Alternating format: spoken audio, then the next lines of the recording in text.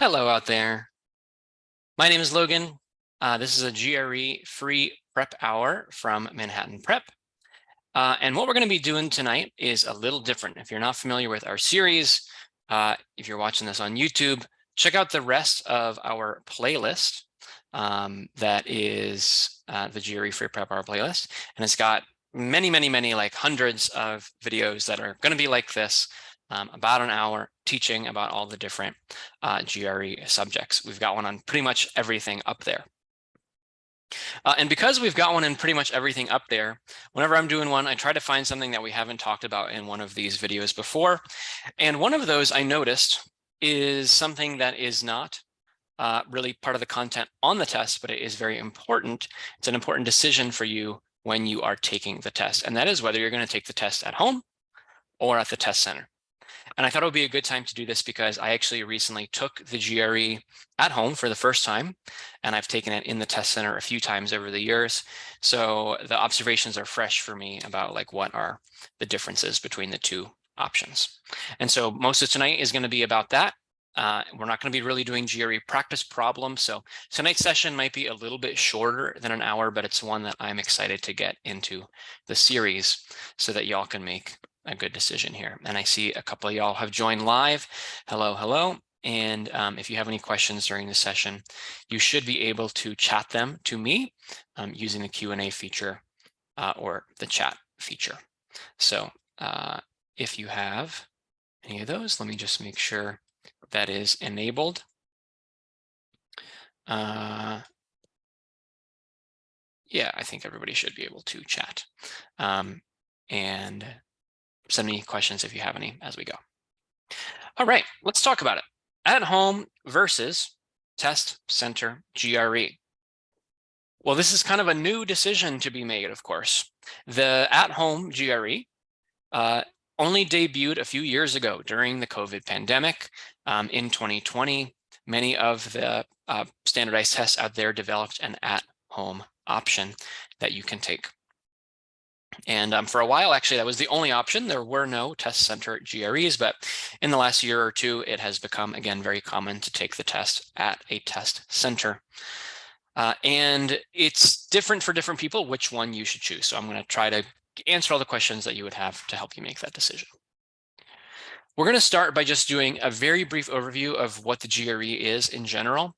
There's more detail on this and a couple other places on our YouTube channel, and you can look all this up, of course, but I wanted to cover just the basics that you should know before we talk about the two test options at home or online, or at home or test center. First is these are the types of sections that you have to take: 2 essays, verbal sections, and quant sections. The issue essay and argument essays are the 2 types of essays. We're not going to talk about these much tonight, but they're each 30 minutes. In the first one, you basically pick a side and defend it. And in the second one, they have actually presented you with an argument, and it's your job to basically analyze all the reasons why that argument is bad. You get an essay score from 0 to 6. You might get half points, like a 4.5 or 5.5. And it's totally separate from your main score of verbal and quant. Verbal and quant, which is what people often are referring to when they talk about GRE scores in general. They're each on a 130 to 170 scale. And they're each scaled on a curve such that, yeah, the median is in the low 150s generally. Each of them has 2 graded sections, 20 questions. The difference is that the verbal sections are 30 minutes and the quant sections are 35 minutes. By the way, those are the times for if you have standard timing. Some students do have the ability to receive extra time if you have any sort of disability accommodations. And that's something I'm going to talk about at the end of tonight as well. It's just a few more logistical things about the GRE, like reporting your score, getting those accommodations if you need them, stuff like that. So we're going to do all this stuff about the at-home test first, and then I'll talk about that stuff at the end. Okay, a couple more things. The test is actually slightly longer than it might appear just based on what I've shown here. And that's because you have this bonus. There's an experimental section. So by bonus, I don't necessarily mean something that's fun and good for you, but it is an extra 30 to 35-minute section that's either verbal or quant. And what you need to know about the experimental, just a few things. It could be quant or verbal. Whichever it is, it's going to feel just like one of the other types of that section. So you're not really going to know which one it is. Sometimes you can kind of guess, but you really have to try your best no matter what. Because even if you think like, this section feels a little weird, you never know. It could be one of the real ones, so you got to give it your all. A couple other things. Any of your sections might be the experimental one other than the essays. So actually, when I took my recent test, I figured out after the test, my experimental section was the first one I saw. So before they graded me at all, they gave me this extra fake section that was not graded. Why? Why do they do this?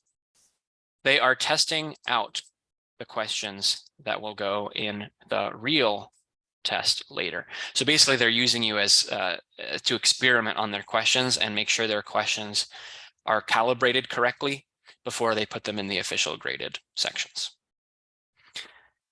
So yeah, that is the experimental section. Unfortunately, it makes your test 30 minutes longer, but it doesn't affect your score.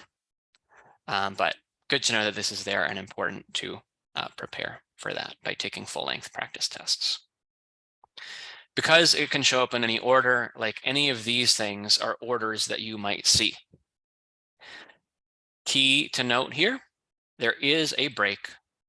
There is a break of 10 minutes in between the second and third sections after the essay. That's when you get to leave your seat, go out, get your drink of water, get your snack, do your jumping jacks, go to the bathroom, do whatever you got to do to refresh. In between each section, like these little bits, you have like 1 to 2 minutes where you're not really doing anything. You're kind of just sitting there waiting for the test to move on, and you can relax. You can take some deep breaths, refresh, stretch around in your chair a little bit, but you can't leave. So it's not a full break, but you do have a pause between each of these other sections. So that is about all I wanted to show about the logistics of the test. I just wanted you to know, like, okay, what is on this test? How long is it? And those basic details before we dive into at home and in person, in case you didn't know already. And yeah, put this all together. It's like 4 hours.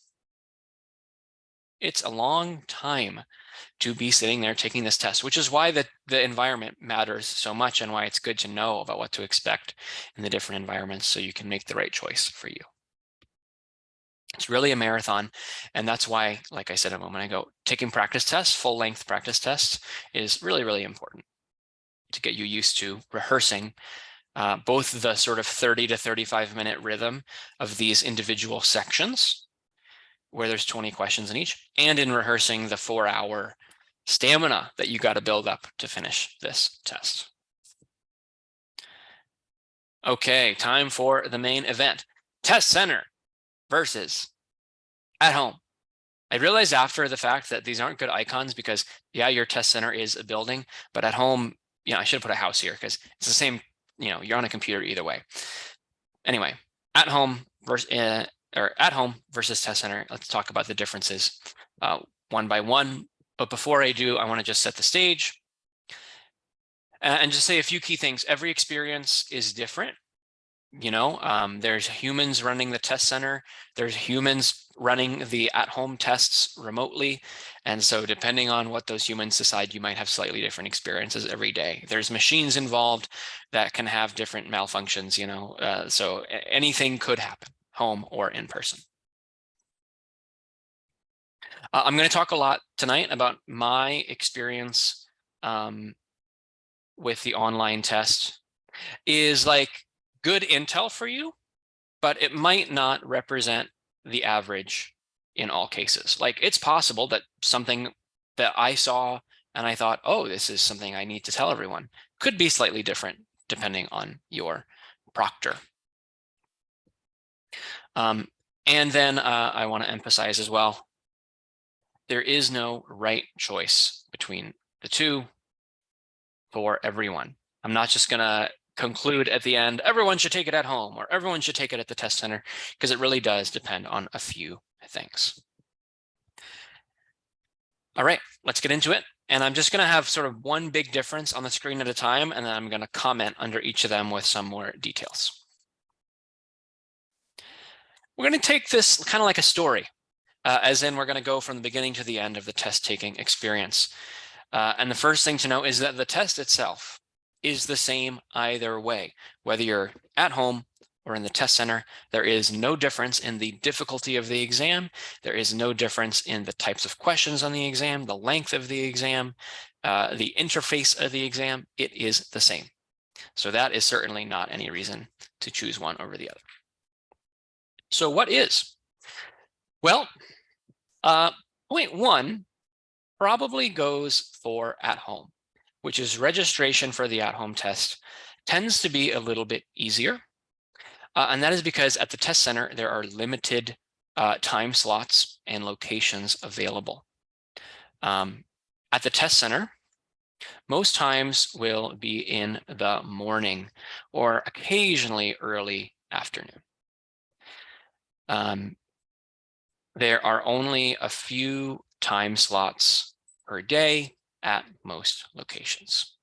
So I've seen, like, again, I can't vouch that this is true in every single test center. It depends on your locality, but a lot of test centers near where I am in New York City, you can get like an 8 or 8:30 a.m., so really quite early, or you can get like sometimes an 11 a.m., like a late morning, and occasionally you might get like a 12:30 p.m., like an early afternoon, but you're definitely not going to get like a late afternoon unless you find a very rare test center.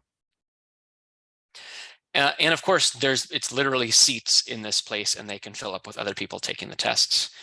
So it is possible, if you don't sign up early enough, that you won't be able to get the time or place that you want. And also most are open Monday to Saturday, not Sunday.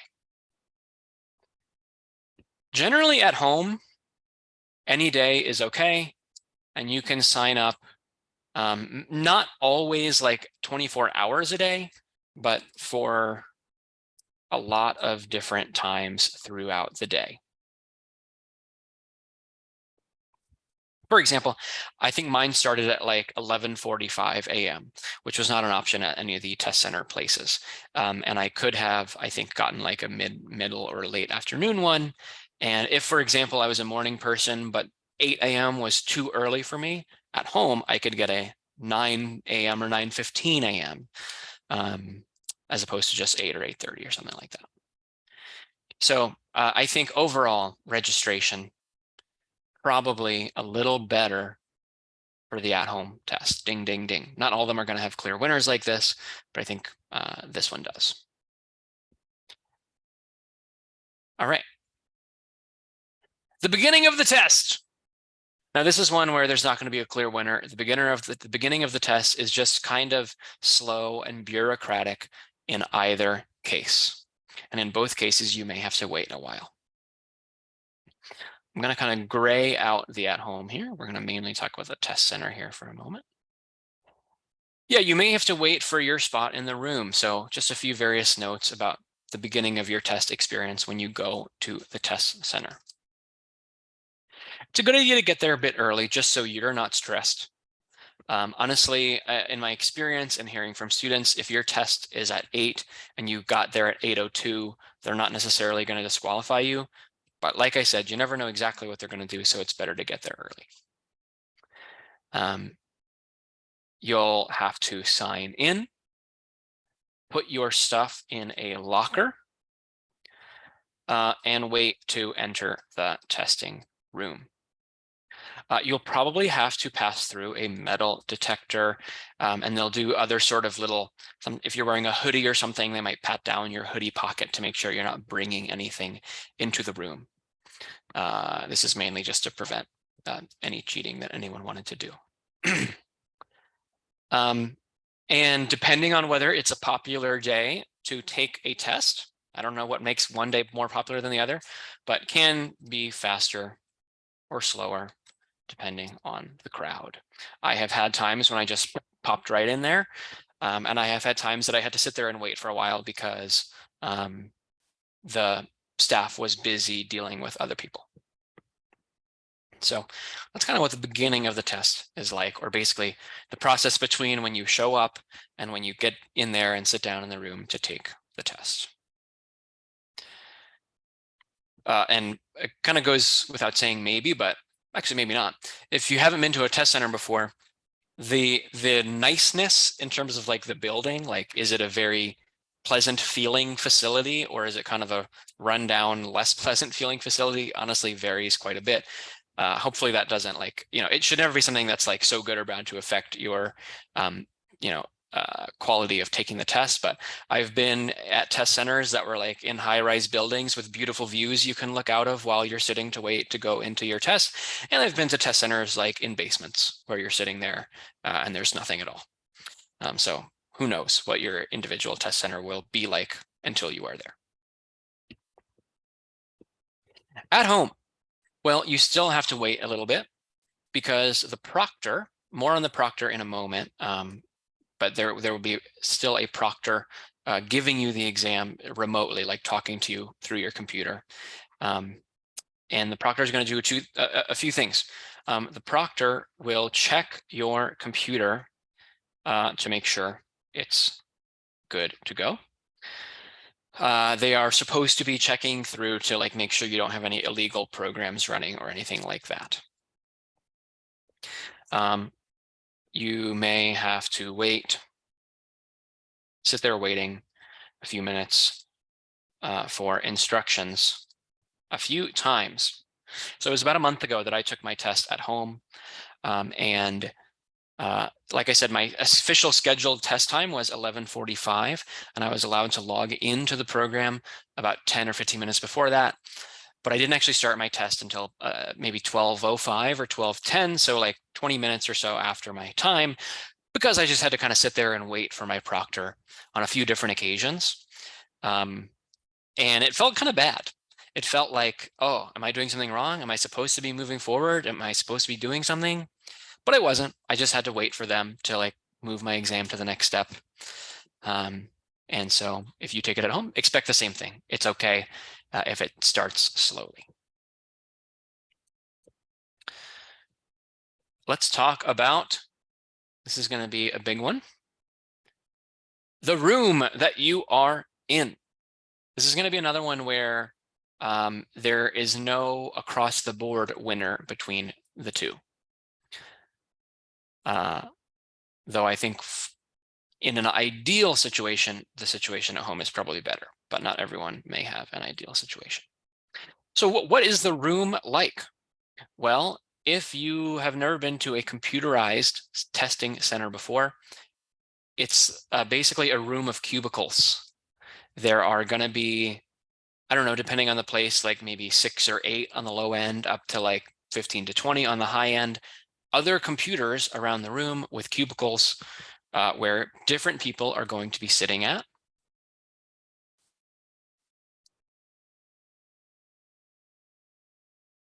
And they're going to be taking different tests.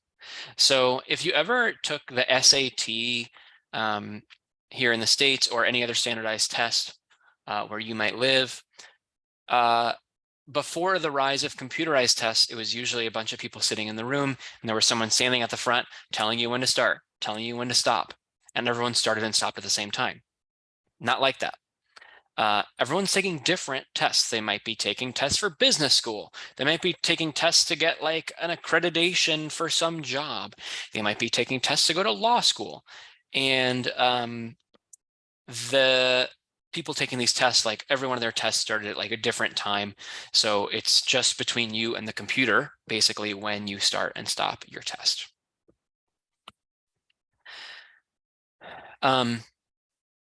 It should be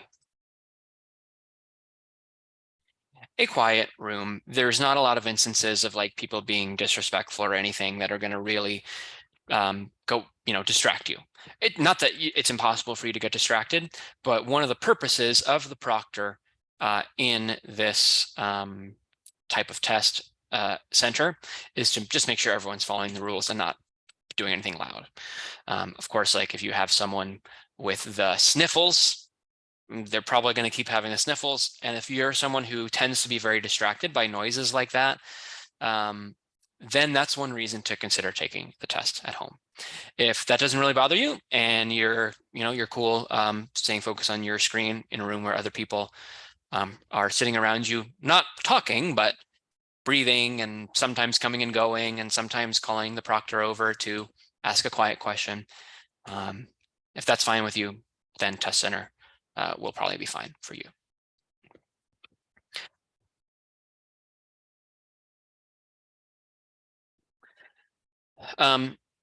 And you should really only leave the room on your big break, because any other time, if you need to leave the room to go to the bathroom or something, you can. They're going to let you do that, but the clock will keep going. It's going to just keep going and you're going to be losing time on your test. Okay, let's talk about at home. And there's going to be a lot to say over here, because I'm going to tell you a lot about how they screened my room. I was in this room that I'm presenting from right now. What were they looking for at home? So it has to be a quiet room, a private room. So of course there should be no one coming in and out of the room. There shouldn't be, you shouldn't be able to hear anyone talking. There's a street right outside my window right here, and there was like, occasional sirens or something coming in. That's fine. But there shouldn't be any noises coming from inside the house. My experience was actually, I thought that they were going to make me turn my phone off and put it outside the room. They told me to keep my phone on and in the room. That was one small thing that surprised me. I had to have nothing on my desk other than my computer,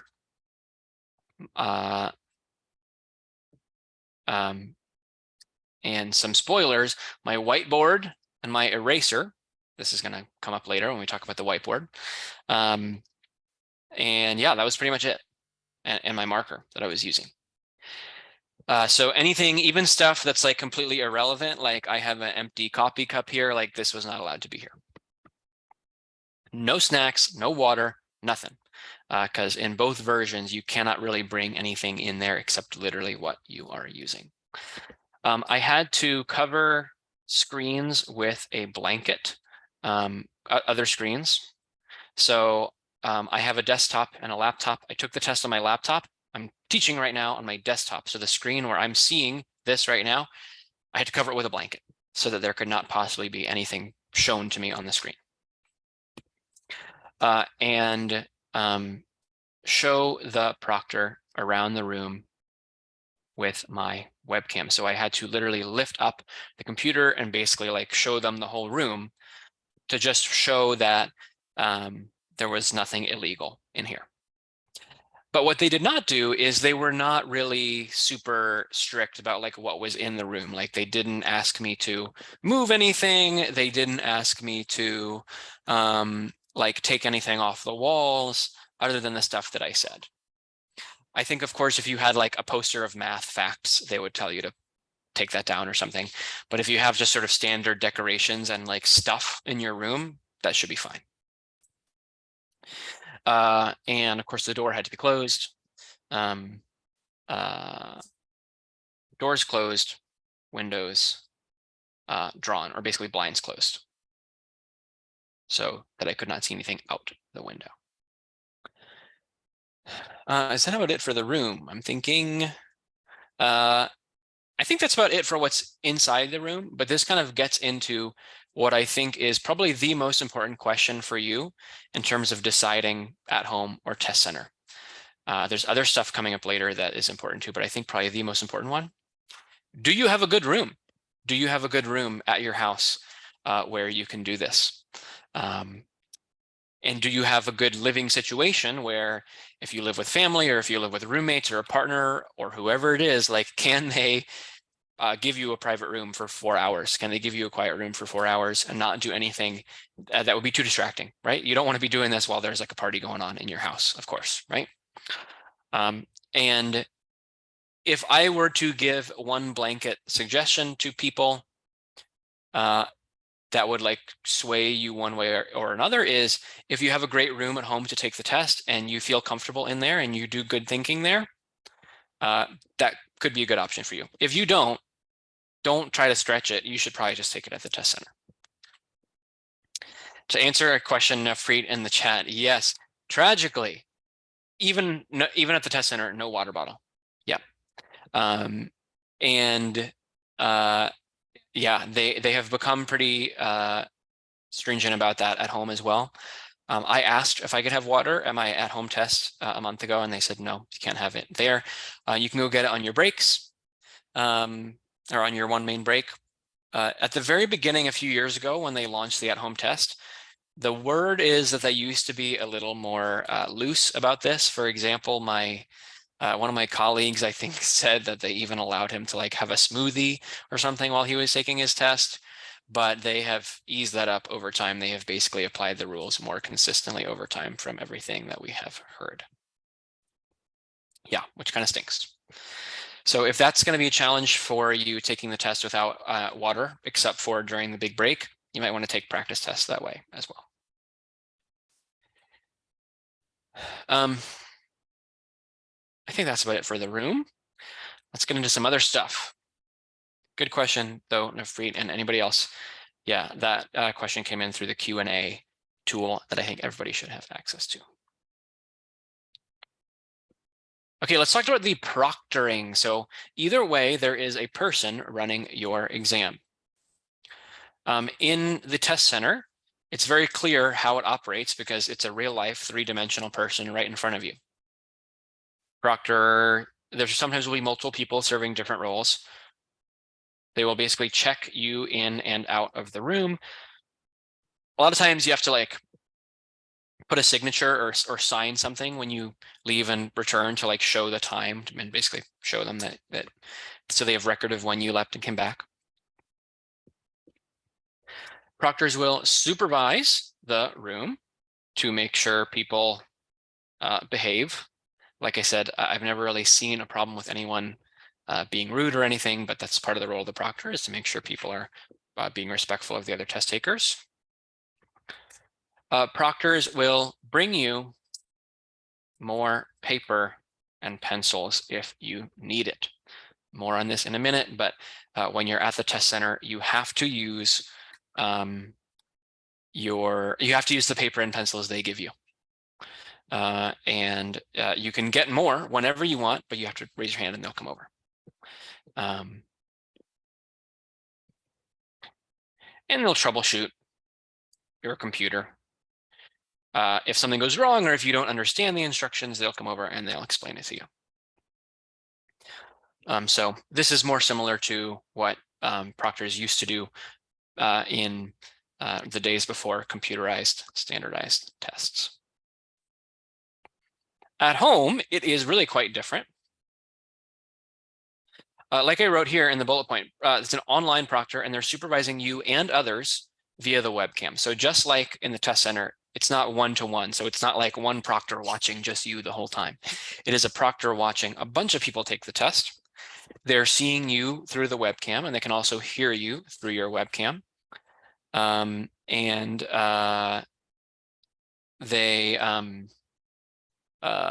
can speak to you, or they will speak to you through the webcam frequently before and after your test, not during the test, hopefully, though it's possible. So, okay, a few notes summarizing what I just said. You won't see them. In my experience, I never saw the proctor, I just heard them. You can call them over the mic. Like you can say, hey, I need help, or via a chat box. So you'll have an option on your computer that basically you can click it and open a chat box and you can request them over. A couple things that are really not ideal. In fact, I think proctoring is one of the ones where I would confidently say it's a better experience at the test center. Here's a couple weird things I experienced in my at-home proctoring.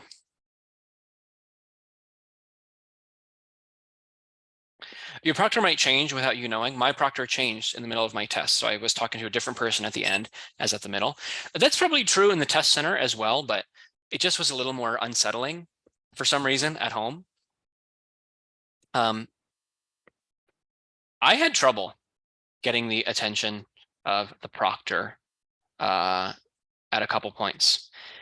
In fact, during my break at the at-home test, I wasn't sure if I was allowed to leave the room without the proctor's permission. So I asked, and it took a few minutes for them to get back to me. They did, they were fair about it. They let me extend the break by a couple minutes because of the time I had been waiting for them. But I did take note that it took them, I think, about 4 minutes to answer my question. So that's not great. And in the test center, if you raise your hand, they'll probably be there in like about 10 seconds, unless they're dealing with somebody else. And I definitely think it would take less than 4 minutes most of the time.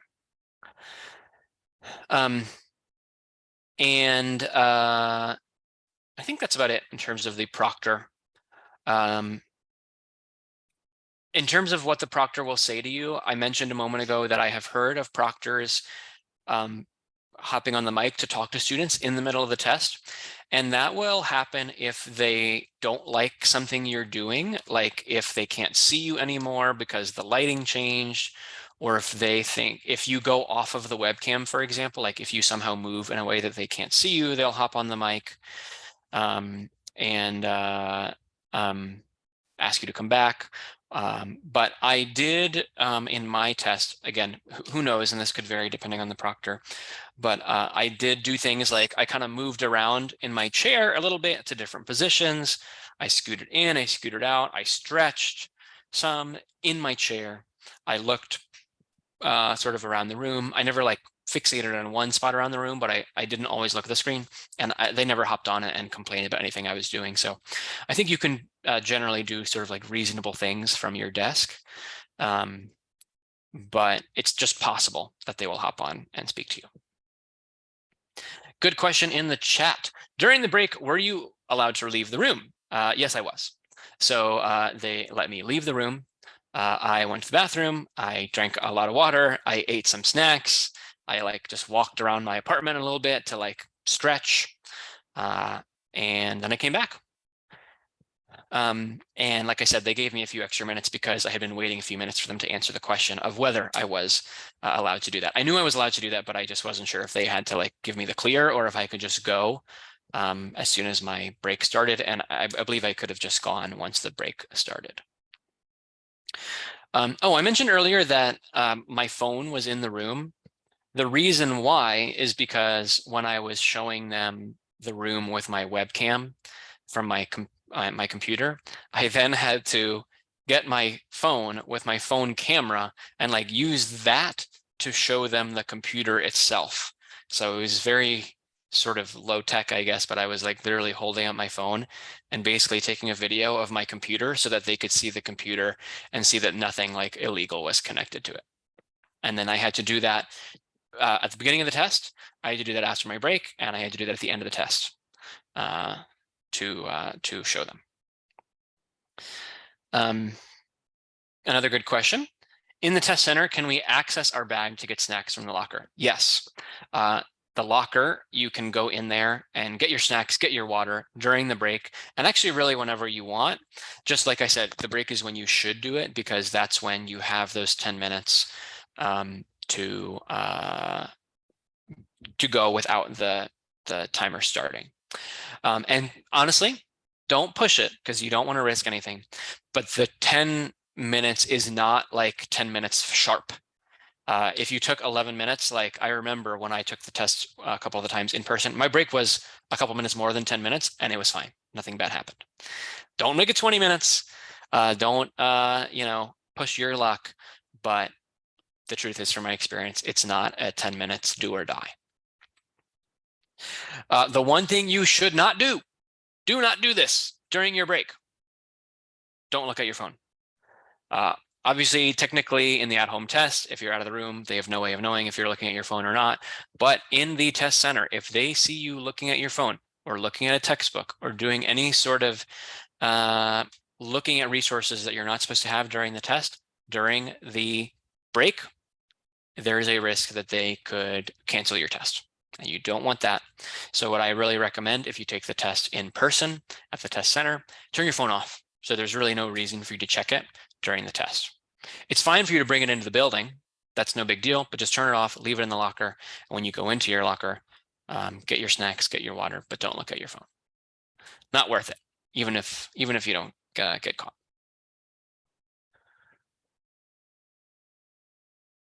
Okay. Next one, keep the questions coming if you've got any. The Scratchwork. The Scratchwork is not the biggest reason to choose between at home and test center, but it is the one thing that is actually quite tangibly different about taking the test. And that is because the writing instrument you use is super different. At the test center, you use paper and pencils that they gave you. And at home, you must use an erasable surface with a marker. Let's talk about that pencil and paper they give you, and then we'll come back and talk about the erasable surface in a minute.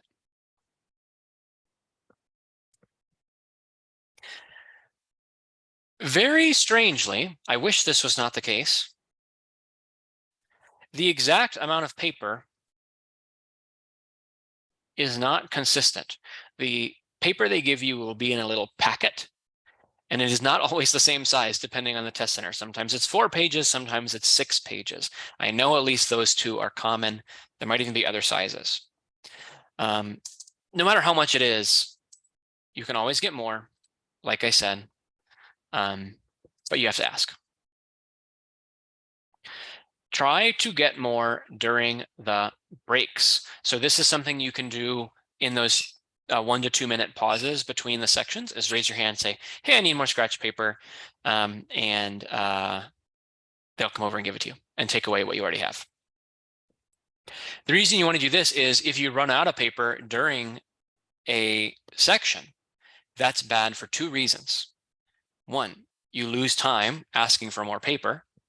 2, when they take your paper away, you're going to lose your notes on those questions, some of which you might have wanted to go back to.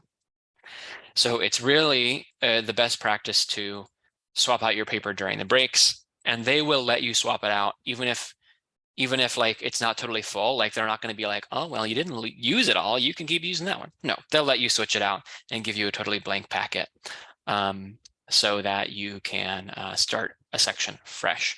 And this is particularly relevant on the math sections. Not that you should not write on verbal. It is a good idea sometimes to take some notes on verbal, but on the math, you're just going to be writing stuff on almost every question. So you're going to need much more paper on math. So before every new section, especially if you've already seen that it's going to be a quant section, because part of that 1 to 2 minute break, by the way, is a page where before the section starts, it'll tell you like, hey, this is a quant section. Here's the general instructions for quant sections. And you have some time to read that before the section technically starts. So that is one of the times when you could like sort of raise your hand and get a new question, a new set of paper, I mean, because you're like, oh, it's a math section and I only have 2 of my 4 pages left, so I need a fresh sheet. And yeah, it's pencils. A lot of people like to write with pens more, but if you hate pencils and pencils mess up your brain, then you might want to practice with pencils a little bit. At home, you are going to be using an erasable surface. There are 2 options. You can have a small whiteboard or a paper with like a sheet covering. Like they make these little, do I have one right here? Unfortunately, I don't think I have one right next to my desk today, but you can, if you look at what's called sheet protectors, And it's basically like these things you can put the paper in, and then it's a surface that you can write on.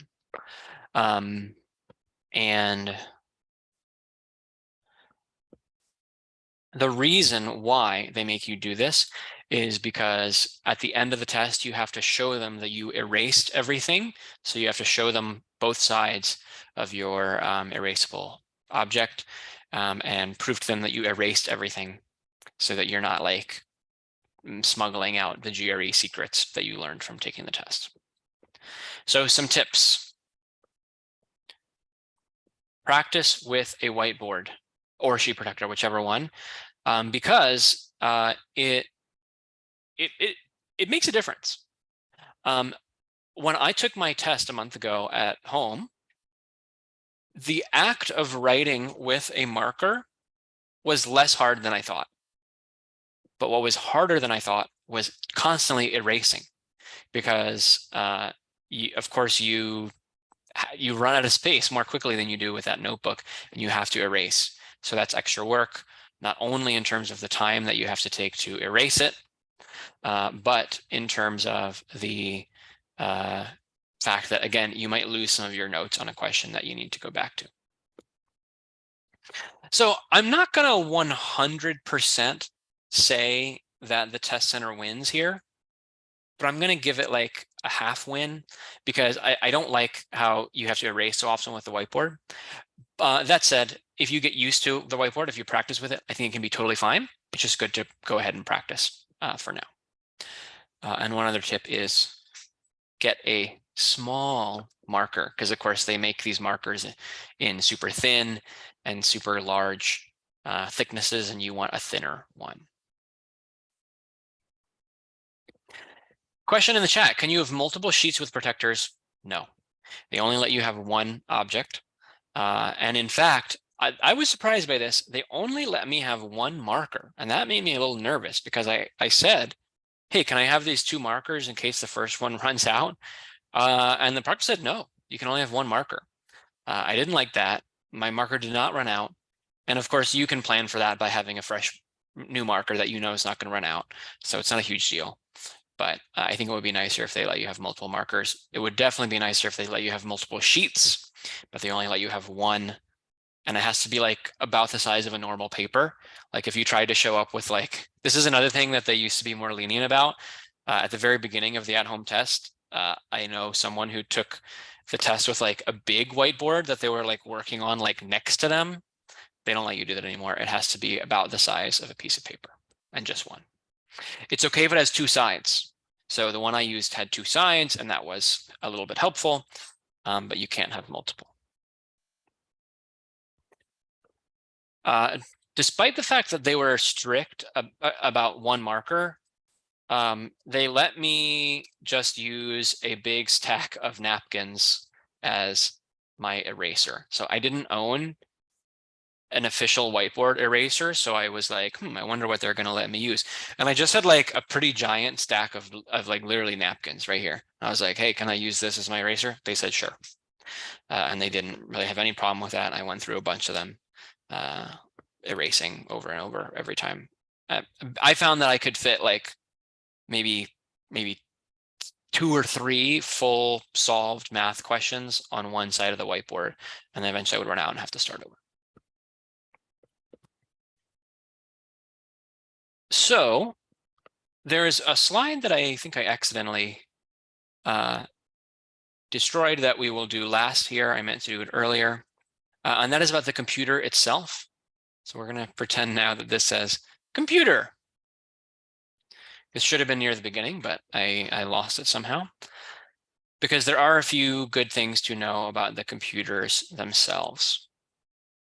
At the test center, you'll be on a desktop computer with a mouse, keyboard, and noise canceling like headphones, or really they're more like earmuffs, to be honest. You just like put them over your ears, and then it can help you block out the noise if you want to do that. You don't have to wear them, but you can. So just a couple of the things to know here about the computer.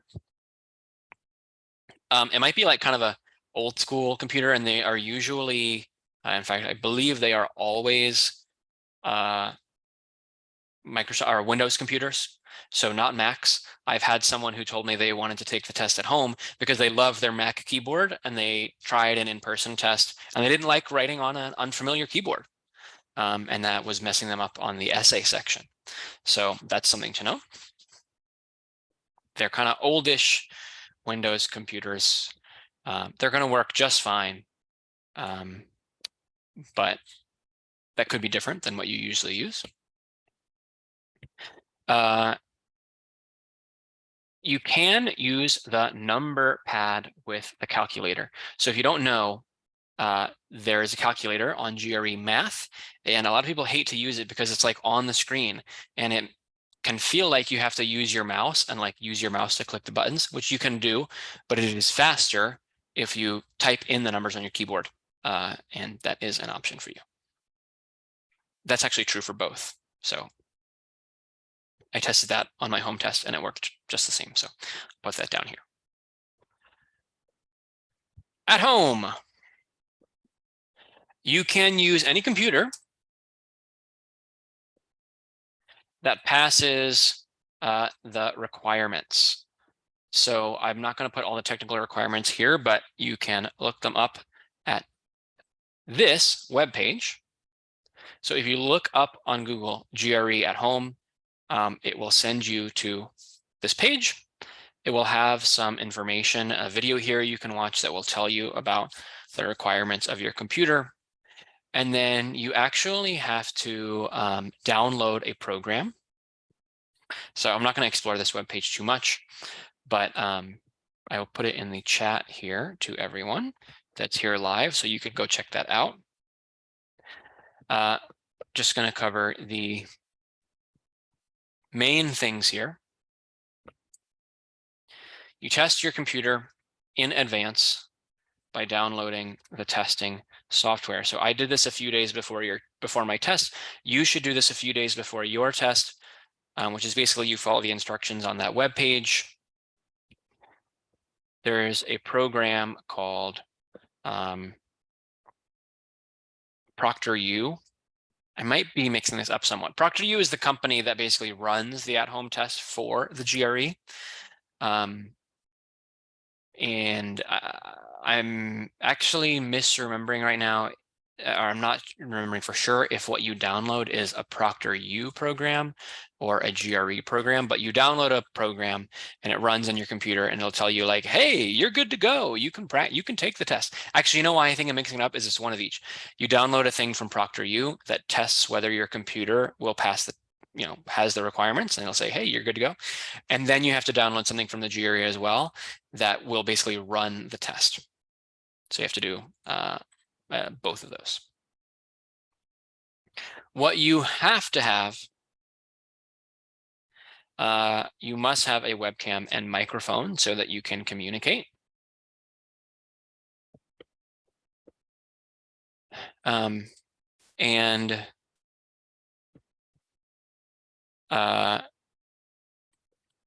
Yes, to answer the question in the chat, you can download to test whether or not your computer works before you register. You can test before you register. Oh, and that reminds me, one thing I should have said before, the test also costs the same at home and in person. There's no cost difference. I was allowed to use a wireless mouse like this. So that was a nice surprise. I wasn't sure if that would be allowed, but it was.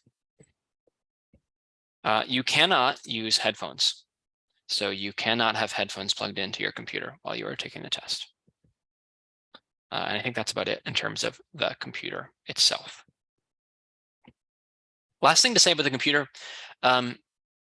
in very rare, but I have heard of a couple instances, at-home tests have been canceled because of basically a program on the computer that was not allowed to be there. So you would do well if you're worried about that. If you have, for example, if you're going to use a work computer where there might be a lot of programs on there that you don't know about, or if you have any sort of programs on there that have anything to do with like remote monitoring or anything that the GRE might find suspicious, you need to basically disable those programs before your test. Again, this is super rare, but it is one of the small risks of taking it at home is if there's a program on your computer that is considered illegal, then if the proctor doesn't find it, then it will cancel your test. And I've only heard of this happening like twice in 3 years, but I have heard of it happening. So good idea to just make sure that you don't have anything like that running. And if you really get into hold on, I'm finding this web page and you get in here and read the fine print under like the prepare to test section and stuff like that, they'll get into a little more detail what you are not allowed to have. Okay.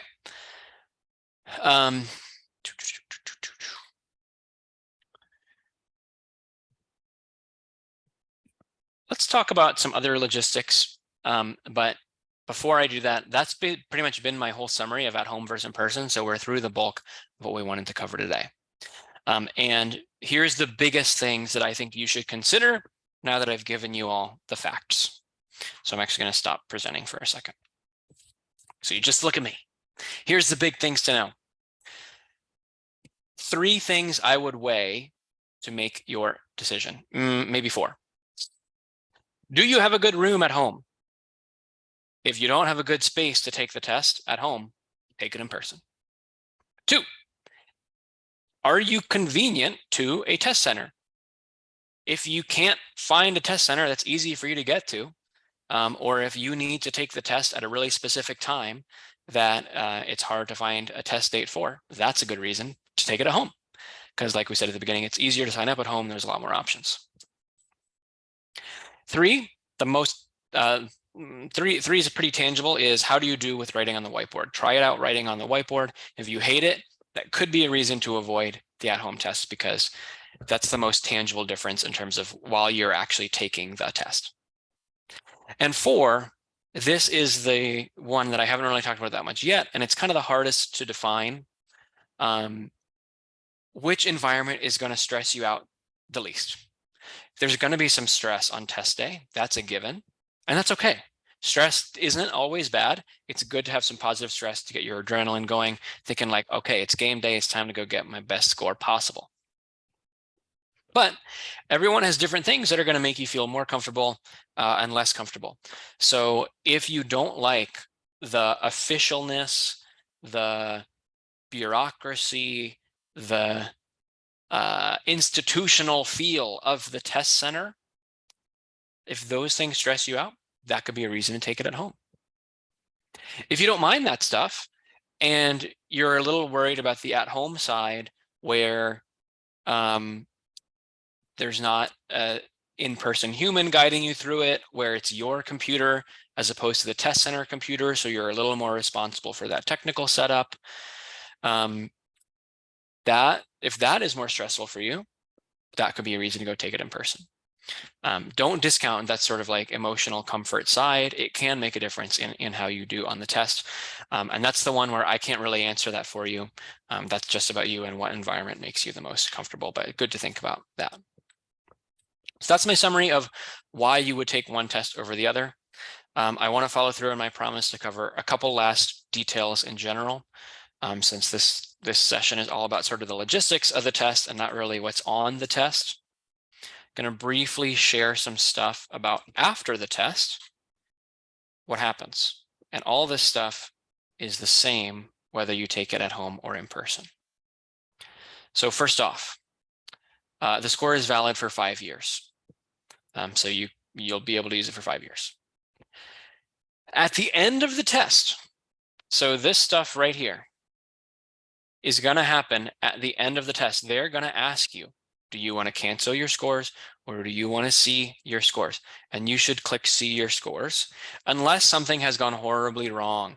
Like unless you had like a big freaky technical issue or like you got sick and couldn't finish the test. If you finished the test and it was like a normal-ish experience, even if you think it wasn't your best, see those scores.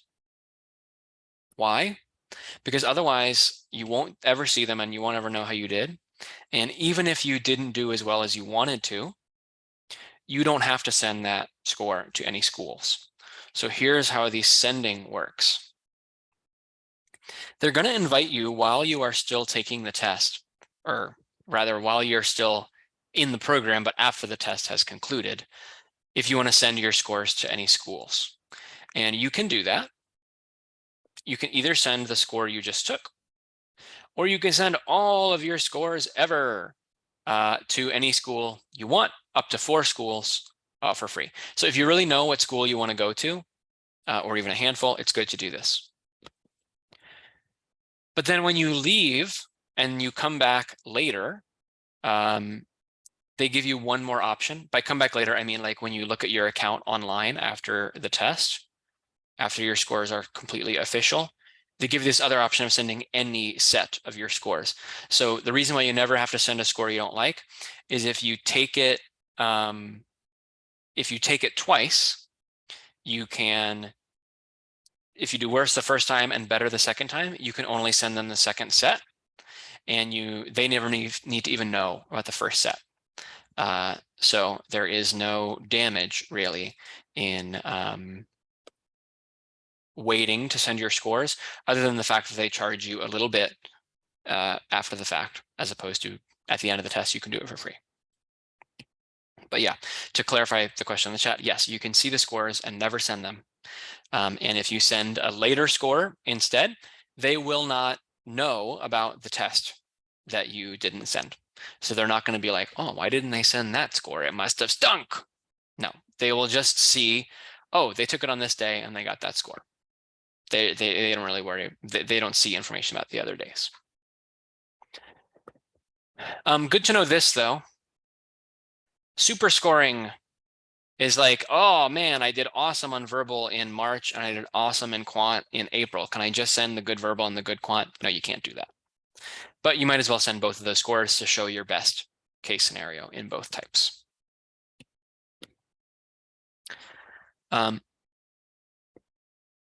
You can reinstate your canceled scores if you need to, though I believe there's a fee for that as well. And just procedurally, you can get this diagnostic service. It's good to do this. It's free, but it's not as helpful as I wish it was. They don't actually show you the questions. They don't actually explain the questions, but you can just see sort of like, oh, how many questions did I get right and wrong? I think they show you the difficulty level of some of the questions, and some summary information about the topics of the questions. So you can kind of study and say, oh, wow, I did amazing on the first math section and bad on the second math section, something like that. And sometimes you can learn stuff from that. And one thing that I think was on the screen earlier, but I didn't really call out, you can retake after 21 days. So if I took the test today, May 8th, I could not take the test again for 3 weeks until May 29th. Starting May 29th, I could take the test again.